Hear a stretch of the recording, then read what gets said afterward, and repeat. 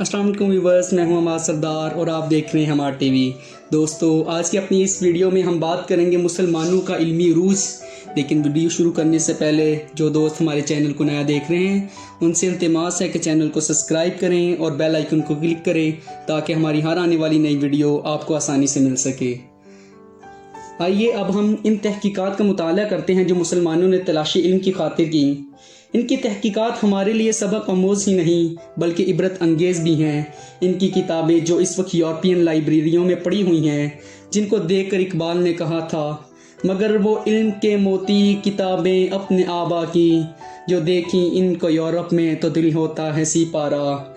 इनकी तहकीकात की तफसील के लिए एक अलहदा और जामे किताब लिखने की ज़रूरत है, मगर हम यहाँ चंद मुफक्किरीन का ही जिक्र करेंगे जिन्होंने मुख्तलिफ़ आलूम में तहकीकात की, ताकि हमको ये मालूम हो सके इल्म की शम्मा इस वक्त मुसलमानों ने ही रोशन की, जबकि तमाम दुनिया इस वक्त मुकम्मल तारीकी और जहालत में डूबी हुई थी। नंबर 1, अब्दुल मलिक अस्मई। अब्दुल मलिक अस्मई इल्म रियाजी, इल्म हवानात, इल्म नबातात और दूसरे अलूम पर गहरी तहकीकात करता था। इंसान की पैदाइश और इर्तिका पर मुख्तलिफ मज़ामीन भी लिखे। कहते हैं कि इल्म साइंस की बुनियाद डालने वालों में से ये सबसे पहला मुसलमान था, जबकि इसके अहम में साइंस का वजूद भी न था। नंबर 2 पर है Jabir bin Hayyan. Jabir bin Hayyan को बानी कीमिया के नाम से भी याद किया जाता है। इस वक्त इसने कीमिया पर मुख्तलिफ तहकीकात की, अज्जा की तरकीब को मालूम करना चाहता था। 100 से ज़्यादा किताबें लिखीं। 22 किताबें इसकी अब भी मौजूद हैं, जिनमें असरारुल कीमिया बहुत मशहूर किताब है। इसकी किताबों के लातीनी तर्जुमों को 15वीं सदी ईस्वी में यूरोप की मुख्तलिफ लाइब्रेरियों में पढ़ाया जाता रहा। जाबिर बिन हयान का ख्याल था कि खालिस धातुओं मसलन टन, लोहा, जिस और तांबे को सोने और चांदी में तब्दील किया जा सकता है, और वो ये तजर्बात भी करता था। चनाचे इसके मरने के 200 साल बाद जब इसकी पोशीदा लेबॉर्ट्री का पता चला तो इसमें सोने और चांदी के बड़े बड़े टुकड़े भी दस्तयाब हुए, जिनको शायद इसने ही बनाया था। कपड़े को वाटर प्रूफ, लोहे को जंग से महफूज रखने और शीशे को रंगीन करने की तरकीब भी इसने ईजाद की। मगरबी साइंसदान बताते हैं कि इसने कई कंपाउंड भी बनाए। 14वीं सदी ईस्वी तक इसकी शोहरत पूरे यूरोप में फैल चुकी थी। नंबर 3, मोहम्मद बिन मूसा अल ख्वाज़मी। इसने इल्म फल्कियात, इल्म रियाजी पर गहरी तहकीकात की। इसकी किताब सूरतुल अर्ज़ स्टॉबर बर्ट के कुतुब खाने में अब भी मौजूद है। इसके लातीनी तर्जमे हर ज़ुबान में होते रहे। हालिया तर्जमा 1962 में हुआ। इसने सबसे पहले अलजब्र मुकाबला किताब लिखी, जो 18वीं सदी ईस्वी तक यूरोप की मुख्तलिफ यूनिवर्सिटियों में पढ़ाई जाती रही। इसने हिंसों में सिफर का इजाफा करके इसकी कदर को बढ़ा दिया। अंग्रेज़ इसको अजीम साइंसदानों में शुमार करते हैं। इसने इस ज़माने में, जबकि सारी दुनिया ख़ास तौर पर ईसाई ज़मीन को चटी समझते थे, गोल करार देकर इसका मुहीत और कतर निकाला। इसकी फल्कियात पर तहकीकात से बाद में परकिंस और क्लिपर भी इससे मुतासिर हुए। इसने कुराए अर्ज़ और सितारों के नक्शे भी बनाए और जुग्राफिया में काफ़ी तहकीकात की। नंबर 4, अली इब्न सुहेल रिबान अल बतरी। ये इल्म तिब, इल्म फल्कियात और रियाजी में महारत रखता था। खलीफा मुतवक्कल का ख़ास तबीब था। फिरदौसुल हिकमत के नाम से इसने तिब पर एक किताब भी लिखी। नंबर 5, याकूब बिन इस्हाक अल कदनी। ये इल्म फल्कियात, इल्म रियाजी, तिबियात, इल्म बसीरियात, इल्म नजूम, मादनियात, जोग्राफिया, केमिस्ट्री, मौसीकी और इल्म तिब में महारत रखता था। खसूसन रोजर बकटन इसकी किताबों से बहुत ज़्यादा मुतासिर हुआ। तिब में मुरक्कब दुआओं का इस्तेमाल और खुराक की मिकदार को मुकर्रर किया।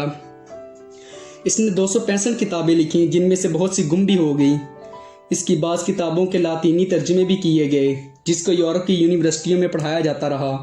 करनी अरस्तु की किताबों से तो बहुत मुतासिर था, मगर वो इसके फ़लसफ़े से कायल नहीं था। इसने अरस्तु की कई गलतियाँ साबित की। इसका शुमार अजीम साइंसदानों में होने लगा था।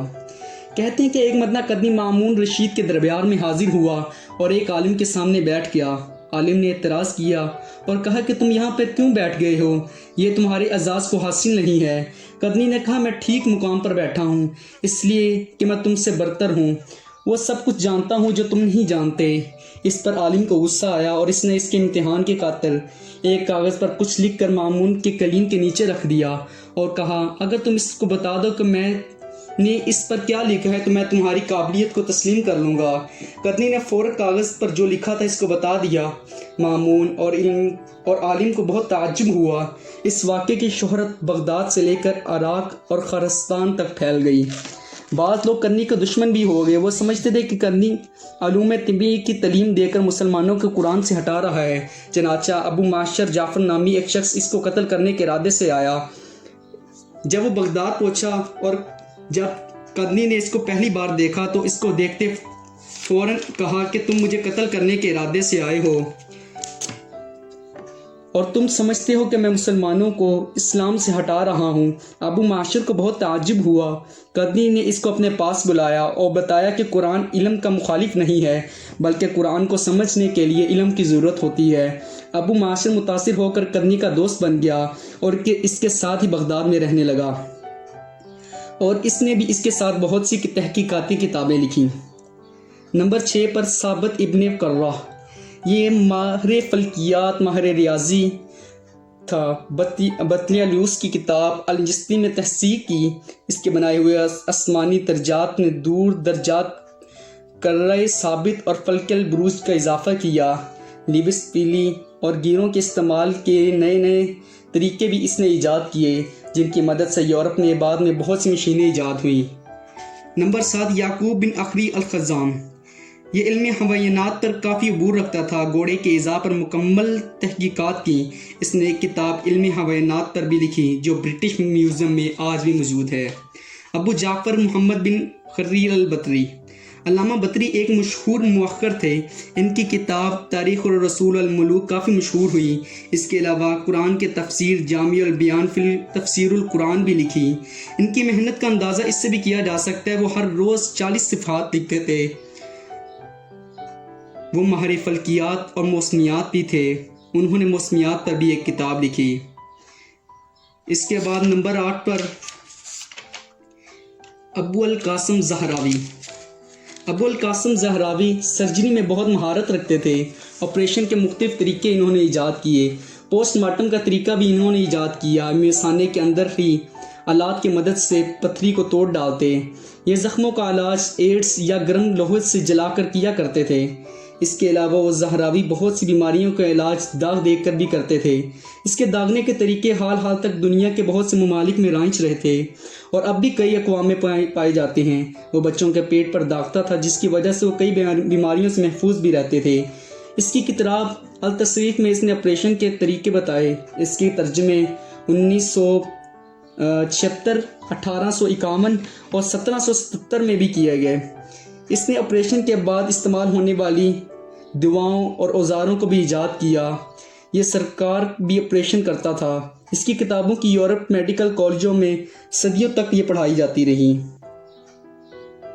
ابی سینا، یہ علم طب، ریاضی، جبر و مقابلہ، فلکیات، فلسفہ، منطق اور فقہ کا ماہر تھا۔ اس نے 10 سال کی عمر میں قرآن پاک کو حفظ کیا۔ تقریباً 17 سال کی عمر میں ہی ماہر طب مشہور ہوا۔ اتنی سی چھوٹی سی عمر میں شاہ ایران نوح بن منصور کے لا علاج مرض کو اس نے کامیابی کے ساتھ علاج کیا، جس سے اس کی شہرت کو 4 چاند لگ گئے۔ اس نے تقریباً 100 سے زیادہ مختلف مضامین پر کتابیں لکھی۔ اس کو سب سے زیادہ دلچسپی طب پر تھی۔ اس نے ایک کتاب القانون فی الطب 5 جلدوں میں لکھی۔ اس کی پہلی جلد میں اس نے تشریح اعضاء، اصول صحت، مختلف امراض اور اصول علاج پر مختلف بحث کی۔ دوسری جلد تقریباً 500 سے زائد دواؤں کے بارے میں اس نے لکھی۔ تیسری جلد میں تمام ظاہری اور باطنی امراض کی تفصیل اور چوتھی جلد میں بخار اور امراض جلد کے بارے میں لکھا۔ 5ویں جلد میں دواؤں کو ملا کر استعمال کرنے کے طریقے بتائے۔ 18ویں صدی عیسوی تک یہ کتاب یورپ میں پڑھائی جاتی تھی۔ اس کی کتاب کے لاطینی زبان میں بھی ترجمے ہو چکے ہیں۔ اس نے سب سے پہلے جسمانی حرارت ناپنے والا یہ آلہ ایجاد کیا، جو بعد میں تھرمامیٹر کی شکل اختیار کر گیا۔ ابی سینا فلسفہ میں ارسطو کا بڑا مداح تھا۔ اس نے ارسطو کے فلسفہ روح اور عقل پر بھی شرح لکھی۔ البیرونی، یہ ایک مشہور سیاح تھا۔ علم جغرافیہ، علم طبقیات الارض، علم فلکیات اور علم ہیبت کا ماہر تھا۔ سیاحت کے لیے جب ہندوستان آیا تو سندھ کی جگہ قدیم زمانہ میں سمندر کا ہونا اس نے بتایا۔ چنانچہ تحقیقات سے اب یہ بات ثابت ہو چکی کہ کوہ ہمالیہ اور سندھ کی جگہ لاکھوں سال پہلے سمندر موجود تھا۔ البیرونی محمود غزنوی کی بنائی ہوئی صدرگاہ میں علمی فلکیات میں مشاہدہ کرتا تھا، زمین کے مرکز عالم ہونے سے اختلاف کرتا تھا۔ اس نے کعبے کی سمت کسی بھی جگہ سے کیوں نہ معلوم ہونے کا طریقہ اور ریاضی اور جیومیٹری کی مدد سے ایجاد کیا۔ وہ الجبرا میں مہارت رکھتا تھا۔ عمر خیام یہ علم ریاضی، الجبرا، جیومیٹری، علم فلکیات اور علم ہیبت میں ماہر تھا۔ اس نے ایک کیلنڈر تاریخ الجلالی مرتب کیا جو گریگوری کیلنڈر سے بھی زیادہ صحیح تھا۔ گریگوری کیلنڈر میں 3000 سال بعد ایک دن کا فرق آتا تھا، اور عمر خیام کے کیلنڈر میں 5000 سال بعد ایک روز کا فرق آتا تھا۔ قدیم یونانی ماہر ریاضی و فلکیات یہ سمجھتے تھے کہ سال میں 348 دن ہوتے ہیں، لیکن بطلیموس نے اس کی مدت کو 5 گھنٹہ اور 25 منٹ کا بتایا، مگر عمر خیام نے تحقیقات کے بعد یہ مدت 365 دن 5 گھنٹے 29 منٹ بتائی۔ سائنس کی ترقی کے بعد عمر خیام کی تحقیقی تقریباً صحیح ثابت ہوئی، جبکہ اس کے پاس سے کوئی اعلیٰ اجات بھی نہیں ملے۔ اس کے علاوہ عمر خیام نے سال کے مہینوں کو 30 اور 31 میں تقسیم کیا اور ایک مہینے کو 28 دن کا مقرر کیا، اور ہر سال چوتھے سال اس میں ایک دن کا اضافہ بھی کیا۔ مگر افسوس کہ لوگوں نے اس کی قابلیت کو بھلا کر اس کو صرف شاعر کی حیثیت سے یاد رکھا، جن کو صرف جام و ویسا سے محبت ہوتی تھی۔ ابن باجہ یہ معلوم طبی کا ماہر اور فلسفی تھا۔ فلکیات، موسیقی، ریاضی اور طب میں بھی مہارت رکھتا تھا۔ وہ مذہب اور فقہ کا امام بھی تھا۔ اس نے مسلمانوں میں علمی فلکیات کی حصول کی تبلیغ کی، مگر اس کا انتقال بہت ہی کم عمر میں ہوا۔ ہسٹری آف عربک میں لکھا ہے کہ یہ سائنٹیفک ماہر طب، موسیقی اور فلکیات بھی تھا۔ ابن طفیل 1858 میں فوت ہوا۔ اس کے جنازے میں خلیفہ منصور بھی شریک تھا۔ یہ علم فلکیات، علم ریاضی اور ماہر طب اور شاعر بھی تھا۔ ابن رشید یہ ایک زبردست محقق اور فلسفی تھا۔ اس نے علم فلکیات پر کافی تحقیقات کی۔ وہ مذہب، فقہ اور منطق میں مکمل مہارت رکھتا تھا۔ اس نے طب پر مختلف کتابیں لکھی اور طب کے نئے نئے طریقے ایجاد کیے۔ اس کی کتاب الکیات فی الطب کافی مشہور ہوئی۔ اس نے اجراء فلکی پر گہری تحقیقات کی اور مختلف کتابیں لکھیں۔ اس نے سورج کی سطح پر دھبے دریافت کیے۔ وہ علوم طب میں کامل مہارت رکھتا تھا اور ان کی گہری تحقیقات کا قائل تھا۔ اس نے مذہب اور سائنس کو 2 جداگانہ علوم قرار دیے۔ اس کے اس فلسفے نے یورپ میں دنیا میں ہلچل مچا دی۔ اس کی کتاب بھی پیرس اور لندن کے کتب خانوں میں اب بھی موجود ہے۔ مورخین کی رائے عربوں کی ترقی پر۔ فلپ کی history of the history Arabic میں لکھا ہے کہ عربوں نے علمی فلکیات میں کافی ترقی کی تھی۔ انہوں نے جن ستاروں، مجموعہ سیاہ گان کی تحقیقات کی، ان کے نام عربی میں بھی رکھے، مثلاً عقرب، الجدری، الطائر، زمن، فقرت، المیزان، بطلۃ الجواز اور سریہ وغیرہ شامل ہیں۔ علم ریاضی میں صفر کو ترقی دے کر اس کو اس مقام پر پہنچا دیا کہ